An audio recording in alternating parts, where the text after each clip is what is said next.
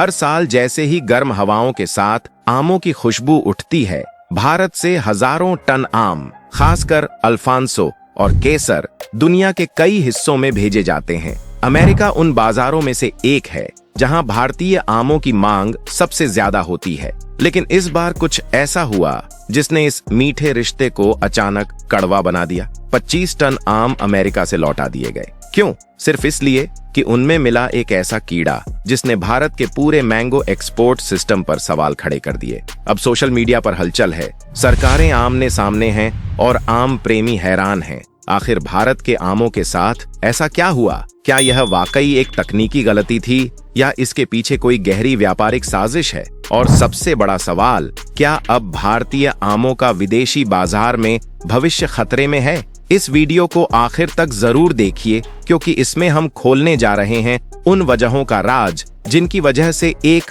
फल अंतर्राष्ट्रीय विवाद का कारण बन गया। भारत हर साल दुनिया को अल्फांसो, केसर, लंगड़ा और दशहरी जैसे खास आमों का तोहफा देता है। ये सिर्फ फल नहीं, बल्कि भारतीय मिट्टी की पहचान है।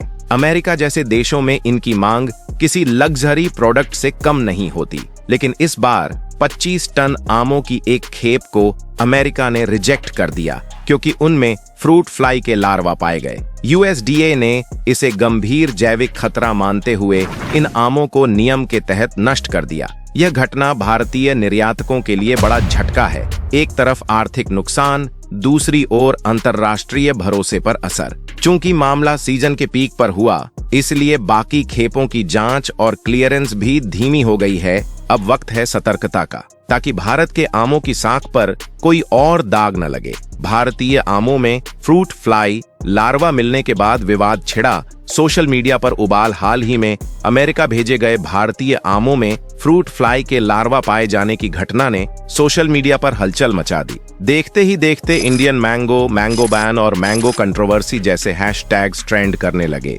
लोगों की राय इस मुद्दे पर बंटी हुई दिखी।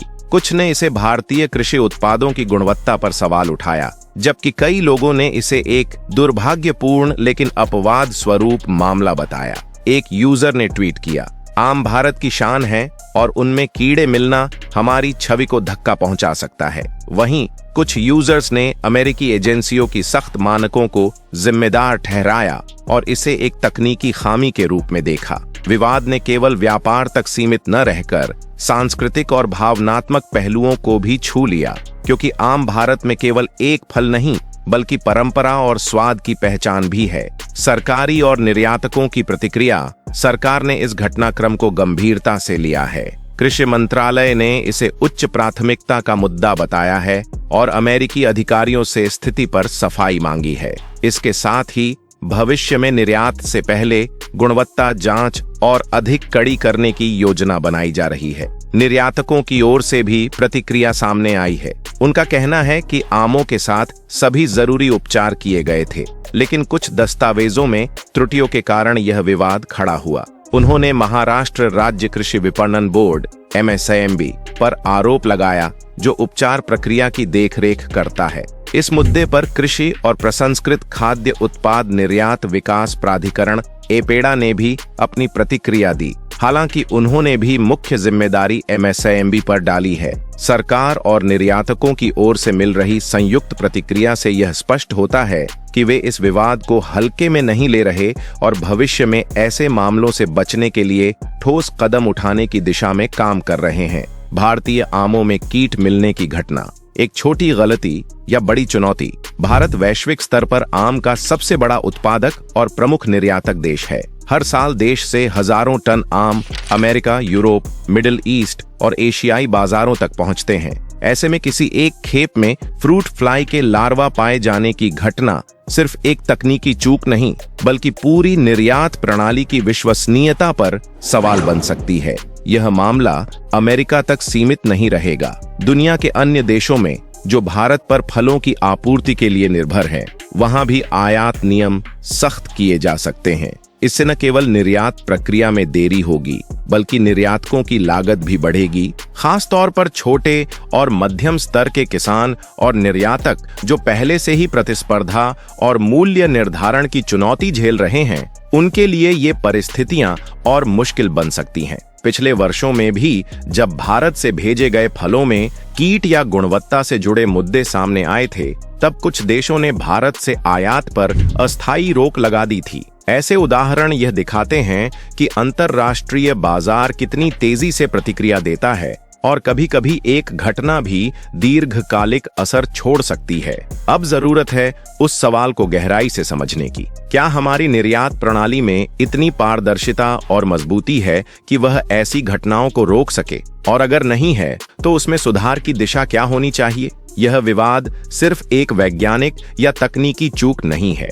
यह भारत की कृषि की वैश्विक पहचान, उसकी प्रतिष्ठा और किसानों की आजीविका से जुड़ा हुआ मामला है। यही वजह है कि इसे एक सिरे से नकार देना या सिर्फ एक एजेंसी पर दोष मढ़ देना पर्याप्त नहीं होगा।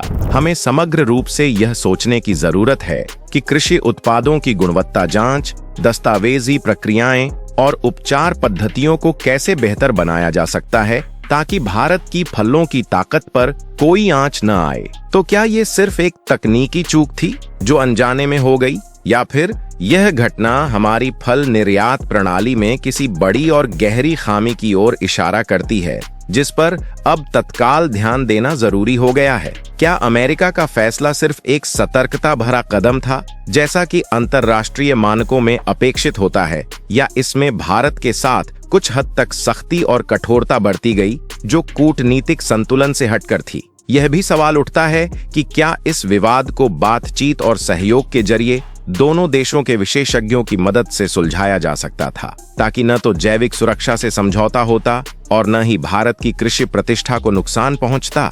और सबसे महत्वपूर्ण बात, क्या हमारी मौजूदा निर्यात व्यवस्था, क्वालिटी कंट्रोल प्रक्रियाएं और किसानों को मिलने वाली प्रशिक्षण व तकनीकी मदद इतनी मजबूत हैं कि भविष्य में इस तरह की घटनाओं को रोका जा सके? क्योंकि सवाल अब केवल एक खेप या एक लार्वा का नहीं है। यह भारत के किसान की मेहनत, वैश्विक बाजार में हमारी कृषि की पहचान और उस भरोसे की बात है जिसे बनाने में सालों लगते हैं लेकिन खोने में एक पल भी नहीं लगता। आपकी क्या राय है? क्या अमेरिका का कदम सही था या भारत के आमों के साथ कुछ ज्यादा ही सख्ती बरती गई? इस मसले पर आपकी सोच क्या कहती है? क्या यह फैसला एक जरूरी सुरक्षा उपाय था या कहीं न कहीं भारत के उत्पादों के साथ थोड़ा अन्याय हुआ है? हमें कमेंट्स में जरूर बताएं। आपकी राय इस चर्चा को और गहराई दे सकती है। अगर आपके पास इस तरह की स्थितियों से निपटने के लिए कोई सुझाव या समाधान है, जैसे कि निर्यात प्रक्रिया को बेहतर बनाने के उपाय या क्वालिटी कंट्रोल को मजबूत करने के तरीके, तो हम उन्हें भी जानना चाहेंगे। अगर आपको ये जानकारी उपयोगी और सोचने लायक लगी हो, तो इस वीडियो को लाइक करना न भूलें, इसे दूसरों के साथ शेयर करें और चैनल को सब्सक्राइब जरूर करें ताकि हम आपके लिए ऐसी ही जरूरी और असरदार खबरें लाते रहें। फिलहाल के लिए इतना ही, अगली वीडियो में फिर मिलेंगे। तब तक अपना ख्याल रखें। जय हिंद।